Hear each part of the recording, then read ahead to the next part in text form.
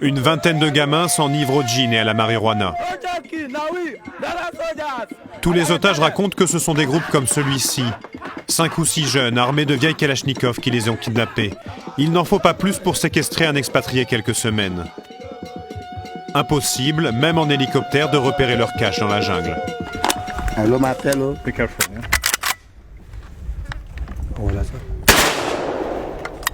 T'as entendu ça?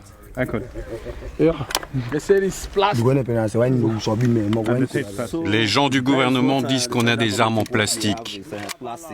Qu'ils viennent vérifier, on les attend. Nous, on est prêts à se battre. Et si malgré ce qu'on fait, malgré les kidnappings et tout le reste, ils ne nous écoutent toujours pas, on ira encore plus loin.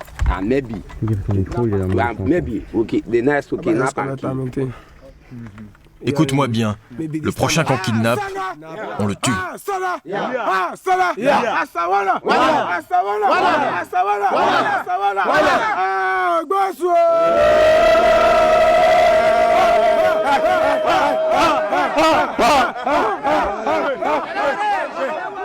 Leur motivation est ambiguë. La rébellion politique se mêle au banditisme, à l'appât des rançons. Pour achever la démonstration de force, le chef tente de faire ramper ses combattants. Puis, l'alcool aidant, il nous livre une information essentielle. Comment vous êtes-vous procuré ces armes? C'est les gouverneurs. Ouais. Les gouverneurs vous les ont donnés? Pourquoi? Allez, je lui explique. C'était pour les élections. Pour bloquer le système, le gouverneur a donné des armes. Et nous, les jeunes, on s'est battus pour qu'ils gagnent. On s'est aussi chargé des urnes de vote. On a signé les bulletins à la place des gens. Mais maintenant qu'on a aidé ces politiciens à gagner leur place, ils nous laissent tomber. Ils nous oublient alors que sans nous, ils ne seraient rien. Ces accusations nous confirment une rumeur qui courait dans le Delta. Pour conserver leur poste, les gouverneurs ont utilisé des milices de gamins.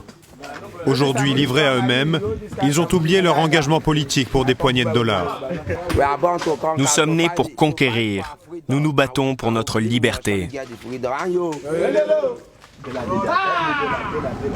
Pour prouver qu'ils opèrent en toute impunité, ils nous demandent de les suivre hors du camp avec leurs armes.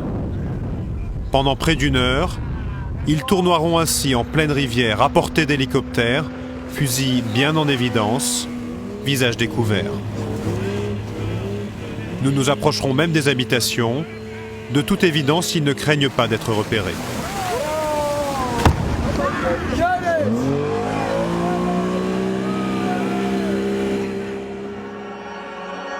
Les jeunes pirates retournent vers leur camp et nous rentrons au village pour vérifier leurs accusations.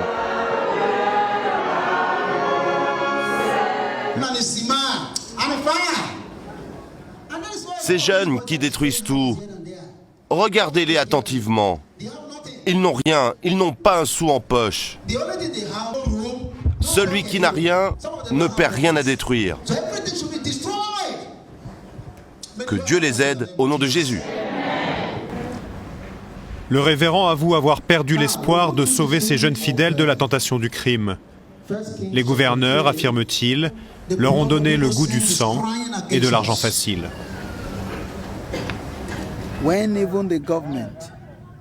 Même si le gouvernement décide de leur reprendre les armes, ils ont compris l'utilité d'un fusil. Ils iront acheter leurs munitions pour poursuivre leurs activités criminelles.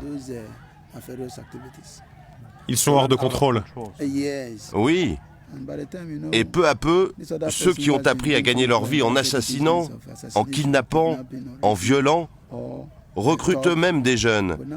Et les gangs deviennent de plus en plus puissants.